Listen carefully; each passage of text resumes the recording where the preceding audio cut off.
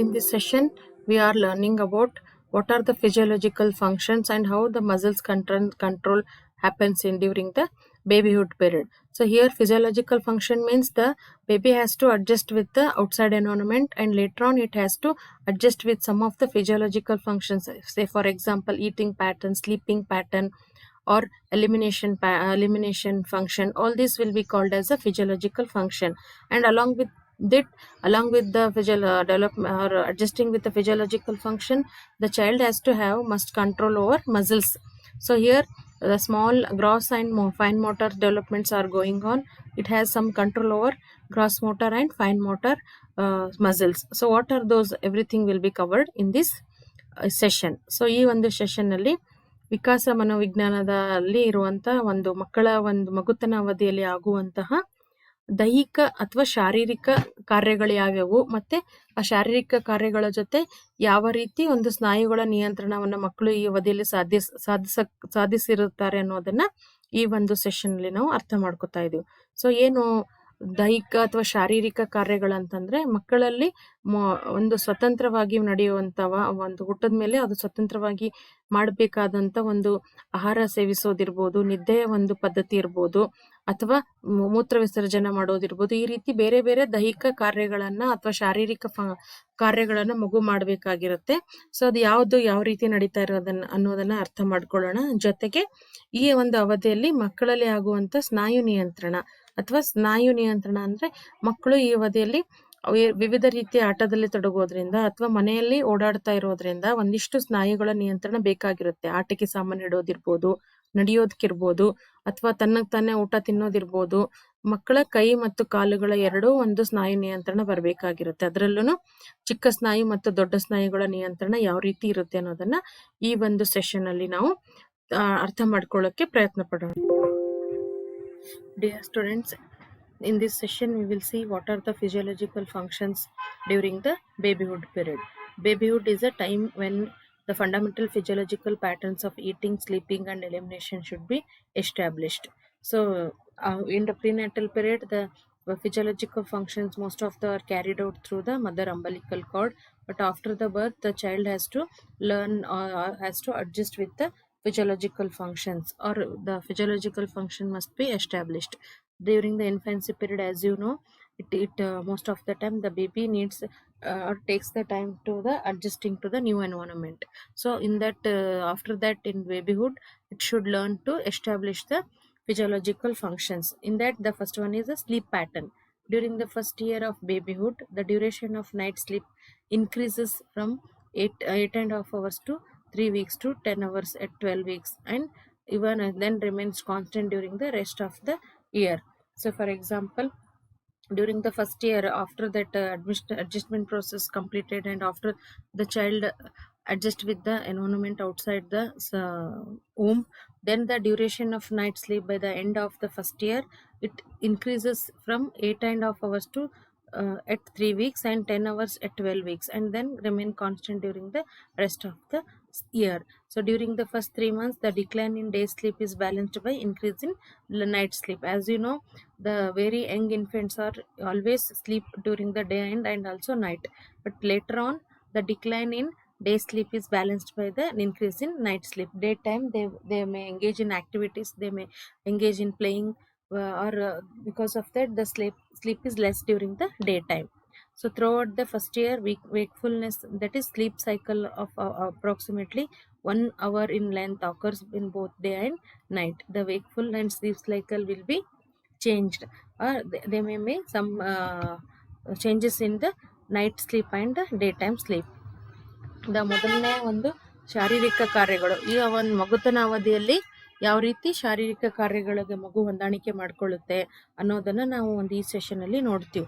ನಿಮಗೆ ಗೊತ್ತಿದ್ದಂಗೆ ಮೊದಲ ಒಂದು ಜನನ ಪೂರ್ವ ಅವಧಿಯಲ್ಲಿ ಬಹಳಷ್ಟು ಶಾರೀರಿಕ ಕಾರ್ಯಗಳು ತಾಯಿ ಮುಖಾಂತರ ಮಗುವಿನಲ್ಲಿ ನಡೀತಾ ಇರುತ್ತೆ. ಸೊ ಈಗ ಏನಾಗುತ್ತೆ, ಅವೆಲ್ಲಾನು ತಾನು ಸ್ವಾವಲಂಬನವಾಗಿ ನಡಿಬೇಕಾಗಿರೋದ್ರಿಂದ ಮಕ್ಕಳು ಈ ಅವಧಿಯಲ್ಲಿ ಒಂದಿಷ್ಟು ಶಾರೀರಿಕ ಕಾರ್ಯಗಳನ್ನ ಕಲಿಬೇಕಾಗುತ್ತೆ ಅಥವಾ ಸ್ಥಾಪನೆಗೊಳ್ಬೇಕಾಗುತ್ತೆ. ಅದರಲ್ಲಿ ಮೊದಲನೇದು ನಿದ್ದೆಗೆ ಸಂಬಂಧಪಟ್ಟಂಗೆ.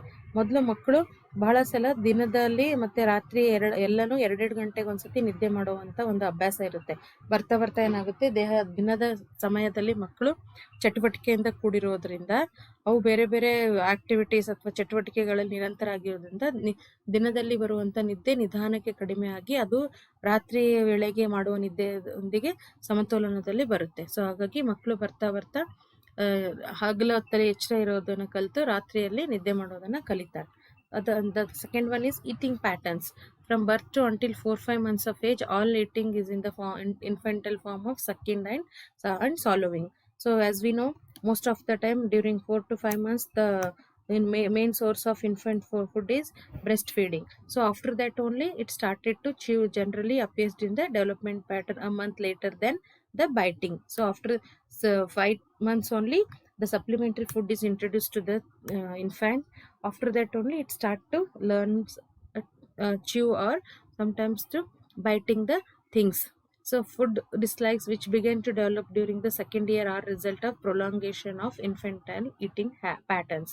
So sometimes children don't want to introduce the different taste, or they don't like the different food taste, because food dislikes will start during the second year.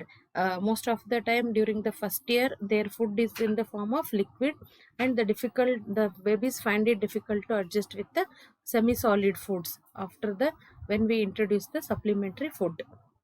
ಈ ಒಂದು ಆಹಾರದ ಒಂದು ಮಾದರಿಗಳನ್ನು ಅಥವಾ ಅದನ್ನು ನೋಡಿದಾಗ ಈ ಅವಧಿಯಲ್ಲಿ ಆಹಾರ ಏನಿರುತ್ತಲ್ಲ, ಮಕ್ಕಳ ಒಂದು ಆಹಾರ ಸೇವನೆ ಏನಿದೆಯಲ್ಲ ಅದು ಮೊದಲಿನ ರೀತಿಯಲ್ಲಿ ಇರಲ್ಲ. ಮೊದಲು ಒಂದು ಇದರಲ್ಲಿ ಬರೀ ಮಕ್ಕಳಿಗೆ ನಾವು ದ್ರವ ಆಹಾರವನ್ನು ಹೆಚ್ಚಾಗಿ ನೀಡ್ತೀವಿ ಮತ್ತು ಹೆಚ್ಚು ಸಮಯ ಎದೆ ಹಾಲಿನ ಮುಖಾಂತರ ಮಕ್ಕಳು ಜೀವಿಸೋದ್ರಿಂದ ಅಥವಾ ಅದನ್ನು ಪಡೆಯೋದ್ರಿಂದ ನಂತರ ಬೇರೆ ಬೇರೆ ಆಹಾರಗಳನ್ನು ನಾವು ಮಕ್ಕಳಿಗೆ ಪರಿಚಯಿಸಿದಾಗ ಅದು ಆ ಹೊಸ ಒಂದು ಆಹಾರ ಪದ್ಧತಿಗೆ ಹೊಂದಿಕೊಳ್ಳಲು ಸಮಯ ತೆಗೆದುಕೊಳ್ಳುತ್ತೆ.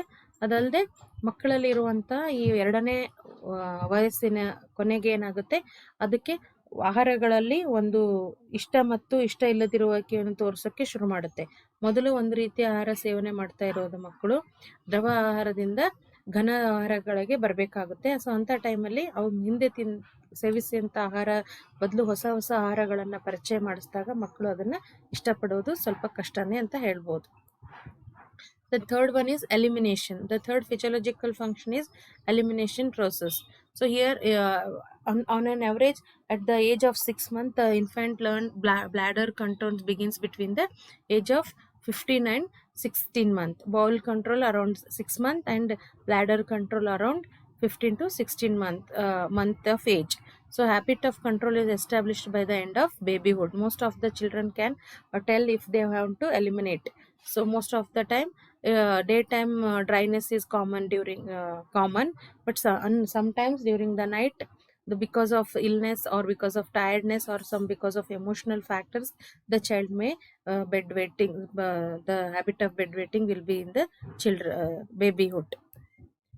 ಒಂದು ಮುಂದಿನ ವಿಸರ್ಜನಾಂಗ ಶಾರೀರಿಕ ಕ್ರಿಯೆಗಳನ್ನು ತಗೊಂಡಾಗ ಮಕ್ಕಳು ತನ್ನ ಮೂತ್ರ ವಿಸರ್ಜನೆಯ ಮೇಲೆ ನಿಯಂತ್ರಣವನ್ನು ಸಾಧಿಸಿರ್ತಾವೆ. ಸೊ ಈ ಹಗಲೊತ್ತಿನಲ್ಲಿ ಮಕ್ಕಳು ಆದಷ್ಟು ತಮಗೆ ಆ ರೀತಿ ಏನಾರ ಬಂದರೆ ತಾವೇ ಶೌಚಾಲಯಕ್ಕೆ ಹೋಗೋದಿರ್ಬೋದು ಅಥವಾ ಅದನ್ನು ತಂದೆ ತಾಯಿಗೆ ಹೇಳೋದ್ ಮುಖಾಂತರ ಅದು ಒಂದು ವಿಸರ್ಜನಾಂಗದ ಮೇಲೆ ಒಂದು ನಿಯಂತ್ರಣವನ್ನು ಹೊಂದಿರ್ತಾರೆ. ಅದೇ ರೀತಿ ಬರ್ತಾ ಬರ್ತಾ ಮಕ್ಕಳಿಗೆ ಏನಾಗುತ್ತೆ, ಯಾವ ರೀತಿ ನಿಯಂತ್ರಣ ಮಾಡ್ಕೋಬೇಕು, ಆಮೇಲೆ ಅದು ಯಾವ ರೀತಿ ಅದನ್ನ ಹೇಳಬೇಕು ತಂದೆ ತಾಯಿಗೆ ಅನ್ನೋದು ಸಹ ಮಕ್ಕಳು ಕಲಿತಾರೆ. ದೆನ್ ಮತ್ತೆ the other physiological function is motor control. At the beginning the baby's body is in more or less constant motion similar to the mass activity of the newborn. So gradually the random meaningless movements become more coordinated, thus making control of muscles possible. So before means during early year of babyhood the mass activity is common in the newborn infant, but gradually this mass or random activity become meaningless movement. Means the child with its own if wanted to start the meaningful movements, and the movement will be coordinated and it has a control over the muscles. More maturation and learning. work together in the development of muscle control. As we know, maturation and learning are important in development of any area of development. So in that, due to that, most of the time, if the body maturation happens, and along with that maturation, if we provide learning experience, then the development of muscles control will be more and easy. Then physiological functions and muscles control are definite predictable, follow a definite predictable pattern governed by the laws of development. As you know, the first, the large muscles control will be happen, and then the fine muscles control. Because of this only, the child first learn to hold the ball, and then next learn to hold the pencil, or the things which we use with using the small muscles or fine motor skills.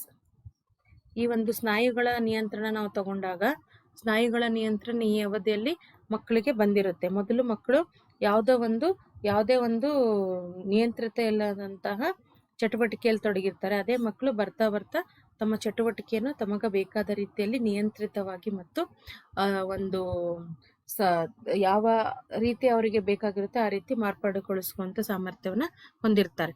ಅದು ಮತ್ತು ಈ ಒಂದು ಸ್ನಾಯುಗಳ ಚಲನೆ ಅಥವಾ ಶಾರೀರಿಕ ಕ್ರಿಯೆಗಳು ಸಹ ಬೆಳವಣಿಗೆಯ ತತ್ವಗಳ ಆಧಾರದ ಮೇಲೆ ನಡೀತಾ ಇರುತ್ತೆ. ಮೊದಲು ದೊಡ್ಡ ಒಂದು ಸ್ನಾಯುಗಳ ನಿಯಂತ್ರಣ ಮಕ್ಕಳು ಕಲಿತಾರೆ, ನಂತರ ಸಣ್ಣ ಸ್ನಾಯುಗಳ ನಿಯಂತ್ರಣವನ್ನ ಕಲಿತಾರೆ. ಈಗ ಅದರಲ್ಲಿ ಯಾವ್ಯಾವ ಮೋಟಾರ್ ಚಲನಾ ಸಾಮರ್ಥ್ಯಗಳು ಅಥವಾ ಚಲನ ನಿಯಂತ್ರಣಗಳು ಯಾವ ರೀತಿ ಇರುತ್ತೆ ದೇಹದ ಒಂದೊಂದು ಭಾಗದಲ್ಲಿ ಅನ್ನೋದನ್ನ ನೋಡೋಣ. The first one is head region. Pattern of motor control in the head region. So the eye control, the response of the eye to a moving object begin about 12 hours after birth. Horizontal eye movement between second and third month, vertical eye movement between third and fourth month, and circulatory eye movements several months later. So as we know, at birth only few of the eye control are there. So after the 3 months and 4 months and 5 months later, the babies learn to have some horizontal eye movement and vertical eye movement, and also sometimes the circular eye movements. So the head holding, in a prone position, babies can hold their head at 1 month, while laying on their back at 5 months, and when held in a sitting position between 4 and 6 months. The first activity of the child is head holding. So in the sleeping position, they first start to hold their head, and then sitting position around 5 months, and 4 to 6 months in sitting position. ಈ ಒಂದು ಸ್ನಾಯುಗಳ ನಿಯಂತ್ರಣ ಯಾವ ರೀತಿ ಇರುತ್ತೆ ಅಥವಾ ಚಲನ ನಿಯಂತ್ರಣ ಯಾವ ರೀತಿ ಇರುತ್ತೆ ಅಂದ್ರೆ, ಮೊದಲನೇದಾಗಿ ನಾವು ತಲೆಯ ಭಾಗವನ್ನು ತಗೊಂಡಾಗ ಕಣ್ಣುಗಳ ಚಲನೆಯ ನಿಯಂತ್ರಣ ಮಕ್ಕಳಿಗೆ 3 ರಿಂದ 4 ತಿಂಗಳಿಗೆ ಸಂಬಂಧಪಟ್ಟ ವೇಳೆಗೆ ಬರುತ್ತೆ. ಅದೇ ರೀತಿ ತಲೆಯ ಒಂದು ನಿಯಂತ್ರಣ ಏನಿರುತ್ತಲ್ಲ, ಮೊದಲು ಮಕ್ಕಳು ಮಲಗಿದ್ದಲ್ಲಿ ತಲೆಯ ಎತ್ತೋದಕ್ಕೆ ಅಥವಾ ತಲೆಯ ಭಾಗದ ನಿಯಂತ್ರಣವನ್ನ ಕಲಿತಾರೆ. ನಂತರ ಕೂತ್ಕೊಳ್ಳೋದು, ಆಮೇಲೆ ಒಂದು 5 ತಿಂಗಳಿಂದ 6 ತಿಂಗಳ ಅವಧಿಯಲ್ಲಿ ಕೂತ್ಕೊಂಡಾಗ ಯಾವ ರೀತಿ ತಲೆಯನ್ನು ನಿಯಂತ್ರಣ ಮಾಡ್ಕೋಬೇಕು ಅನ್ನೋದನ್ನ ಮಕ್ಕಳು ಕಲಿತಾರೆ. Then trunk region, rolling, babies can roll from side to back at 2 months, and from back to side at 4 months, and at 6 months they can roll completely. So the rolling capacity of the children will complete around by the age of 6 months. A sitting position, the baby can pull out sitting position at 4 months. With support it can around 4. After 4 months, with support the baby can sit. Without support, 7 months it can sit without the support, and it after 8 to 9 months of age it can sit for a long time and play with their toys in a sitting position only. So ಈ ಒಂದು ಸೊಂಟದ ಭಾಗದ ಬೆಳವಣಿಗೆಯನ್ನು ನಾವು ತಗೊಂಡಾಗ, ಮೊದಲು ಮಕ್ಕಳು ಉರುಳಾಡೋದನ್ನ ಕಲಿತಾರೆ. ಸೈಡಿಂದ ಬೆನ್ನ ಕಡೆಯಿಂದ ಸೈಡಿಗೆ ಉರುಳಾಡೋದು, ಸೈಡಿಂದ ಮತ್ತೆ ಇನ್ನೊಂದು ಕಡೆ ಭಾಗಕ್ಕೆ ಉರುಳಾಡೋದು, ಅಥವಾ ದೇಹವನ್ನ ಯಾವ ರೀತಿ ಬೇಕೋ ಆ ರೀತಿ ಉರುಳಾಡಿಸೋದಂತ ಕಲಿಯೋದು ಒಂದು 6 ತಿಂಗಳ ಕೊನೆಗೆ ಕಲ್ತಿರ್ತವೆ. ಮತ್ತೆ ಕೂತ್ಕೊಳ್ಳುವ ಸಾಮರ್ಥ್ಯ ಏನಿರುತ್ತಲ್ಲ ಮಕ್ಕಳದು, ಅದು ಒಂದು 4 ತಿಂಗಳಿಗೆ ಯಾವ್ದಾದ್ರೂ ಒಂದು ಸಪೋರ್ಟ್ ಕೊಟ್ಟು ಕೂಡಿಸಿದ್ವಿ ಅಂದ್ರೆ ಕಲಿತಾವೆ. ಅದೇ ಮಕ್ಕಳು 5, 6, 7 ತಿಂಗಳಿಗೆ ಯಾವುದೇ ರೀತಿಯ ಒಂದು ಸಪೋರ್ಟ್ ಇಲ್ಲದೆ ಕೂತ್ಕೊಳ್ಳುತ್ತೆ. ಅದೇ ರೀತಿ 9 ತಿಂಗಳ ವೇಳೆಗೆ ಕೂತ್ಕೊಂಡು ಅದು ಆಟದಲ್ಲಿ ತೊಡಗುವಂತ ಸಾಮರ್ಥ್ಯನ, ಅಂದ್ರೆ ಬಹಳ ಕಾಲದವರೆಗೂ ಕೂತ್ಕೊಳ್ಳುವಂತ ಸಾಮರ್ಥ್ಯನ ಬೆಳೆಸ್ಕೊಂಡಿರ್ತಾವ. ಸೊ ಅದೇ ರೀತಿ ಆರ್ಮ್ಸ್ ಅಂಡ್ ಹ್ಯಾಂಡ್ ರೀಜನ್ ತಗೊಂಡ್ರೆ, there is a development of grasping of object in 3-4 months, and picking of object between 8 to 10 months. So here the grasping of object needs gross motor skills or gross motor development. Picking of object needs fine motor development.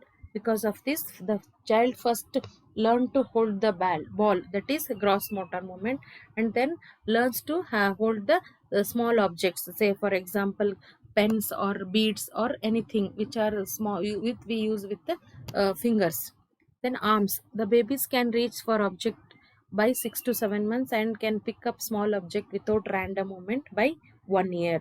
So earlier when we give something or some ties to the child, it will randomly try to catch that object, that is around 6 months. So by the 1 year it can sense the direction or place or spatial capacity of that object, and it can directly take the object without any random movement. ಈ ಒಂದು ಕೈಕಾಲು ತೋಳುಗಳ ಮತ್ತು ಕೈಗಳ ಒಂದು ಭಾಗದ ಬೆಳವಣಿಗೆ ಅಥವಾ ಶಾರೀರಿಕ ಕಾರ್ಯಗಳನ್ನು ನಾವು ನೋಡಿದಾಗ ಮೊದಲು ಮಕ್ಕಳು ಒಂದು ಹಿಡಿದುಕೊಳ್ಳುವಂತ ಸಾಮರ್ಥ್ಯನ 3-4 ತಿಂಗಳಿಗೆ ಕಲ್ತಿರ್ತಾರೆ. ಅದು ಏನು ದೊಡ್ಡ ದೊಡ್ಡ ವಸ್ತುಗಳನ್ನ, ಅದೇ ಚಿಕ್ಕ ವಸ್ತುಗಳನ್ನ ಹಿಡಿದುಕೊಳ್ಳುವ ಸಾಮರ್ಥ್ಯ ಅದೇನಿದೆಯಲ್ಲ ಅದು 8ರಿಂದ 10 ತಿಂಗಳ ಒಳಗಡೆ ಬರುತ್ತೆ. ಅಂದ್ರೆ ದೊಡ್ಡ ಸ್ನಾಯುಗಳು ಉಪಯೋಗಿಸಿ ಮಾಡುವಂತಹ ಕೌಶಲ್ಯಗಳು ಮೊದಲು ಕಲಿಯುತ್ತೆ ಮಗು, ನಂತರ ಚಿಕ್ಕ ಸ್ನಾಯುಗಳ ಉಪಯೋಗಿಸಿ ಮಾಡುವಂತ ಕೌಶಲ್ಯಗಳನ್ನ ಕಲಿಯುತ್ತೆ. ಅದೇ ರೀತಿ ಕೈಗಳ ಬಳಕೆ ತಗೊಂಡಾಗ ಯಾವ್ದಾದ್ರು ಒಂದು ವಸ್ತುಗಳನ್ನ ಹಿಡ್ಕೋಬೇಕಾಗಿತ್ತು ಮಗು ಅಂದ್ರೆ 6ರಿಂದ 7 ತಿಂಗಳಿದ್ದಾಗ ಅದು ವಸ್ತುವನ್ನು ಹಿಡಿಯಕ್ಕೆ ಒಂದು ಯಾವುದೇ ಒಂದು ಅಸಂಘಟಿತ ಚಲನೆಯಲ್ಲಿ ತೊಡಗಿ ಹಿಡಿಯುತ್ತೆ. ಅದೇ ಮಗು 1 ವರ್ಷ ಆದಾಗ ಆ ಒಂದು ಯಾವ ವಸ್ತು ಎಲ್ಲಿ ಮೂವ್ ಆಗ್ತಾ ಇದೆ ಅಥವಾ ಎಲ್ಲಿ ಚಲಿಸ್ತಾ ಇದೆ ಅದನ್ನ ಯಾವ ರೀತಿ ತಾನು ಮುಟ್ಟಬಹುದು, ತೆಗೆದುಕೊಳ್ಬಹುದು ಅನ್ನೋ ಒಂದು ಬೆಳವಣಿಗೆ ಮಕ್ಕಳಲ್ಲಿ ಆಗಿರುತ್ತೆ. ಅದೇ ರೀತಿ ಕಾಲುಗಳ ಬೆಳವಣಿಗೆ ತಗೊಂಡ್ರೆ ಮಕ್ಕಳು 8ರಿಂದ 10 ತಿಂಗಳವರೆಗೆ 6ರಿಂದ 6 ತಿಂಗಳ ನಂತರ ಏನ್ ಮಾಡ್ತಾವ, ಕೂತಿರುವಂತ ಒಂದು ಪೊಸಿಷನ್ ಇಂದ ತೆವಳುವಂಥದ್ದು ಅಥವಾ ಅಂಬೆಗಾಲಿಡುವಂತ ಒಂದು ಪೊಸಿಷನ್ ಅನ್ನ ಕಲಿತಾವ.